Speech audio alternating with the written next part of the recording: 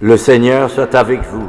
Et avec votre esprit. Bonne nouvelle de Jésus-Christ, selon saint Luc. Gloire à toi, Seigneur Jésus. En ce temps-là, parmi les disciples, Jésus en désigna encore 72 et les envoya 2 par 2 en avant de lui, en toute ville et localité où lui-même allait se rendre. Il leur dit, la moisson est abondante, mais les ouvriers sont peu nombreux. Priez donc le maître de la moisson d'envoyer les ouvriers par sa moisson. Allez, voici que je vous envoie comme des agneaux au milieu des loups. Ne portez ni bourse, ni sac, ni sandales, et ne saluez personne en chemin. Mais dans toute maison, vous entrerez et dites d'abord « paix » à cette maison. S'il y a là un ami de la paix, votre paix ira reposer sur lui. Sinon, elle reviendra sur vous. Restez dans cette maison, mangeant et buvant ce qu'on vous sert, car l'ouvrier mérite son salaire. Ne passez pas de maison en maison. Dans toute ville, vous entrerez et vous serez accueillis. Mangez ce qui vous est présenté. Guérissez les malades qui s'y trouvent. Dites-leur, le règne de Dieu s'est approché de vous. Mais dans toute ville, vous entrerez et vous ne serez pas accueillis. Allez sur les places et dites, même la poussière de votre ville collée à nos pieds, nous l'enlevons pour vous la laisser. Toutefois, sachez-le, le règne de Dieu s'est approché. Je vous le déclare, au dernier jour, Sodome sera mieux traitée que cette ville. Alors, les 72 disciples revinrent tout joyeux en disant, « Seigneur, même les démons nous sont soumis en ton nom. » Et Jésus leur dit, « Je regardais Satan tomber du ciel comme l'éclair. Voici que je vous ai donné le pouvoir d'écraser serpents et scorpions, sous toute la puissance de l'ennemi. Absolument rien ne pourra vous nuire.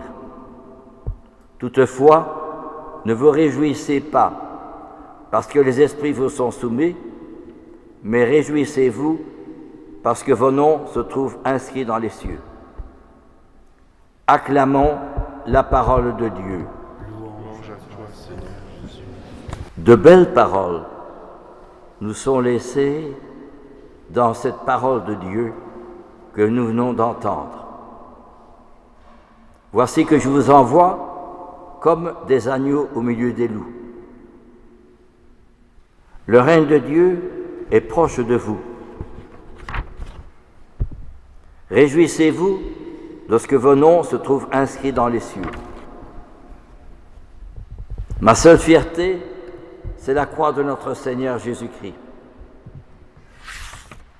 Et la première lecture, comme un enfant que sa mère console, ainsi je vous consolerai. Comment vivre ces belles paroles de la parole de Dieu de ce dimanche, 14e dimanche, après la Pentecôte, du dimanche ordinaire? Cette semaine,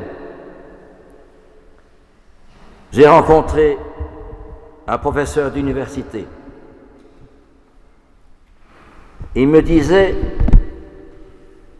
que dans les hôpitaux, il y a beaucoup d'agressions verbales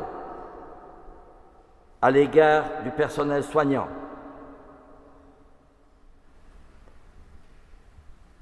Et il me disait, déçu,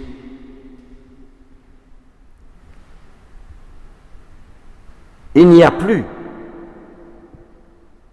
de valeurs traditionnelles, le sens du devoir, de la générosité, de la fidélité, du don de soi, du pardon, de l'attention à l'autre.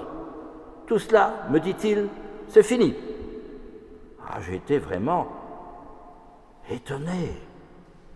Mais je dis, mais alors, que faire? Mais nous assistons, disait-il, à la fin d'une société. Un professeur d'université, c'est pas un imbécile.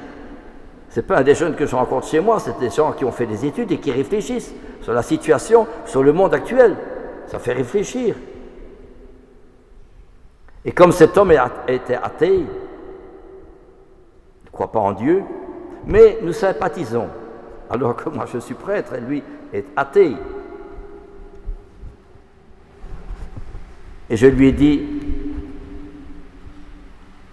c'est la liberté qui est le grand Dieu aujourd'hui. Ah, dit-il, oui, ça c'est vrai. Lui qui est un athée. Eh bien, ça veut dire que justement,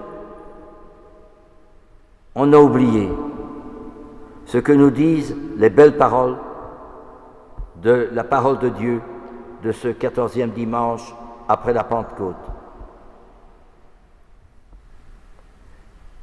Vendredi, nous fêtions Sainte Élisabeth du Portugal. Elle était reine, elle avait épousé le roi Denis. Mais ce roi Denis était alcoolique et violent. Oh, ce qu'elle a dû souffrir de son mari. Mais elle a tenu bon pour lui et ses enfants. Elle a même tenu si bien que elle a obtenu que son mari meure en chrétien dans ses bras. Ça c'est fort, hein? Par sa prière, sa constance, sa fidélité à notre Seigneur Jésus-Christ. Et alors, ses enfants étaient loin, mais à la fin de sa vie, alors que son mari était décédé, elle est devenue tertiaire franciscaine, c'est-à-dire Saint François venait. C'était le moment de Saint François d'Assise. Elle est devenue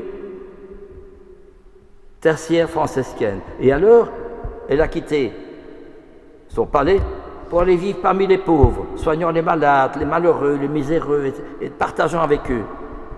Elle est morte comme une sainte, Sainte Élisabeth du Portugal. Eh bien, c'est ce que nous dit un peu l'Évangile et la parole de Dieu. Vous tous qui l'aimez, qui aimez Jérusalem, soyez pleins d'allégresse. Vous vous nourrissez de son lait, rassasiez de ses consolations. Comme un enfant que sa mère console, ainsi je vous consolerai. Qu'est-ce que cela veut dire? Trop souvent, la foi, c'est dire je vais à la messe, je vais communier, je vais me confesser. On ne se confesse plus aujourd'hui. Et je dis mon chapelet, je rends un peu service à un malade ou l'autre. La foi se résume comme cela. Or, ce n'est pas du tout la foi, cela. En partie, mais ce n'est pas d'abord l'essentiel de la foi. L'essentiel de la foi, c'est l'expérience de la présence de quelqu'un. La présence, dans ma vie de tous les jours. La présence de Jésus. Pas seulement à l'église, mais dans la rue, dans le bus, dans mon living, dans ma cuisine, dans la rencontre avec des autres, dans les grandes surfaces, à la banque, que sais-je encore, à l'école. Il est là. Je ne le quitte pas. Et deuxièmement, je fais l'expérience de son amour. Quel amour? Ce n'est pas l'amour du monde, hein, mais un amour consumant et transformant. Consumant qui me brûle mon cœur et transformant qui me transforme en lui. Et c'est ce que nous avons, en tout cas moi, nous avons oublié. Ce n'est pas, comme dit Saint Jean, ce n'est pas nous qui aimons Dieu, c'est Dieu qui nous aime, en nous donnant son Fils Jésus. Voilà ce cœur qui a tant aimé les hommes, mais qui n'en reçoit que de l'ingratitude, a dit notre Seigneur à Sainte Marguerite Marie de Paray-le-Monial. Être chrétien, c'est faire l'expérience de quelqu'un. Où que je sois, quoi que je fasse, il est là. Et il me communique son amour, sa grâce, sa lumière. Même direz-vous, oui, c'est possible, mais comment? Ah, si vous lisez la vie des saints, Sainte Élisabeth du Portugal, elle portait en elle l'amour de Jésus parce qu'il faut continuer à aimer son mari qui est alcoolique et violent, il faut le faire, hein? Je rencontre aussi par moi bien des problèmes. Elle continue quand même. Pourquoi? Pour faire un effort sur la... Non, elle contemple Jésus sur la croix. Comme dit la seconde lecture, ma seule fierté, c'est la croix du Christ. Elle contemple Jésus sur la croix. Et Jésus a tellement souffert que elle, c'est Jésus qui demande à continuer sa passion à travers elle, quand son mari est violent et alcoolique. Elle reste fidèle malgré tout, mais elle regarde Jésus en croix à travers les événements difficiles et durs et agressifs. Et justement, également, un père Damien qui va vivre parmi les lépreux, tout seul, il n'a pas une équipe avec, tout seul. Et quand il a dû aller voir des médecins pour se faire soigner, on lui a fait comprendre, toi tu es allé avec des femmes, c'est pour ça que tu as la lèpre. Et alors, il a dit, c'est grâce à la prière devant le Saint-Sacrement que j'ai pu tenir pour aller continuer à aider et à aimer les lépreux. Et finalement, il est devenu lui-même lépreux et il est mort lépreux. C'est formidable. Mais me direz-vous, mais justement, ça sert à quoi? Eh bien, justement, le Père Damien, au cœur des ténèbres, il est la lumière. Au cœur du désespoir, il est l'espérance. Au cœur de l'indifférence, il est l'amour. C'est être, ça, c'est pas agir. Hein. Voyez-vous, c'est toute la différence qu'il y a entre quelqu'un qui va à la messe peut-être, mais qui ne sait plus, qui a perdu la foi.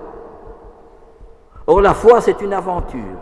Ce n'est pas ma vie à moi, mes idées, mes raisonnements, mes activités, mes organisations, mes réunions.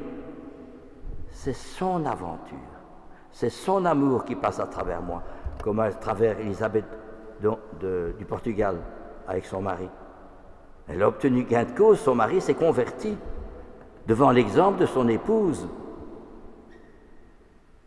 Et le père Damien, lui aussi, il y a eu des milliers de gens qui se sont dit, quel exemple tout de même. Il y a eu des livres sur la vie du père Damien. Eh bien ceux-là, et le père de Foucault également, et Mère Teresa également, et tant d'autres, et Sœur Emmanuel, où est-ce qu'ils trouvaient le courage d'aller parmi les pauvres dans des situations intolérables?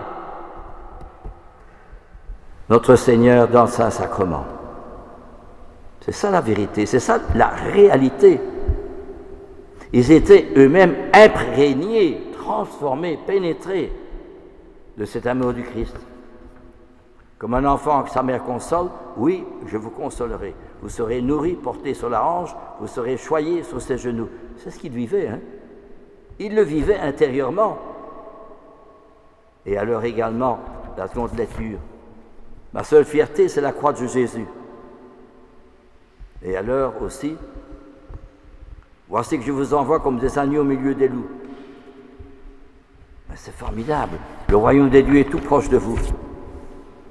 Ils revinrent tout joyeux en disant que les démons nous sont soumis en ton nom.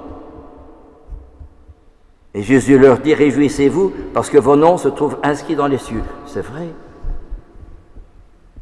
Je lis pour l'instant une belle vie, selon mes moyens, parce qu'on est quand même fort accaparé. La vie du pape Pie X, c'est extraordinaire. Quand ce prêtre était seulement curé, il aidait tous les malheureux, tous les gens abîmés, il allait les voir, il les aidait.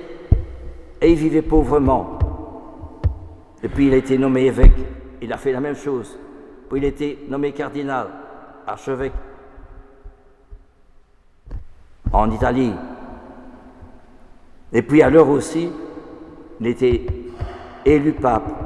Et lui aussi, on raconte, à un moment donné, on a une petite anecdote, alors qu'il était archevêque de Venise, il y avait une dame toute courbée, toute pauvre, qui venait le voir.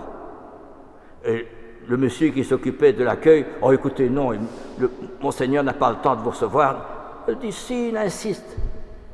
Et en entendant la conversation, la porte s'ouvre et c'est le cardinal lui-même qui vient. « Venez, madame, je vais vous aider, je vais vous écouter. » Toute pauvre, toute courbée, elle vient trouver le cardinal et le cardinal dit l'écoute, il la respecte et il va l'aider. C'est un tas d'exemples comme ça qui fourmillent dans sa vie. Bien, ce sont justement ceux-là, eh bien, ils sont touchés par la grâce et par l'amour du Christ. C'est ça qui nous manque aujourd'hui. Si aujourd'hui il y a tant de guerres, tant de violence, j'ai encore eu un jeune drogué qui me disait « Il n'y a rien au-dessus de moi, je fais ce que je veux, c'est ma liberté qui compte. » Qu'est-ce qu'il faut faire? Il n'y a plus de Dieu, parce qu'il n'y a plus assez des saints. Des gens qui sont tellement émerveillés, pénétrés, illuminés, transfigurés par la grâce du Christ, qui peuvent dire en toute vérité, ce n'est plus moi qui vis, c'est Jésus qui vit en moi. Amen. Alléluia.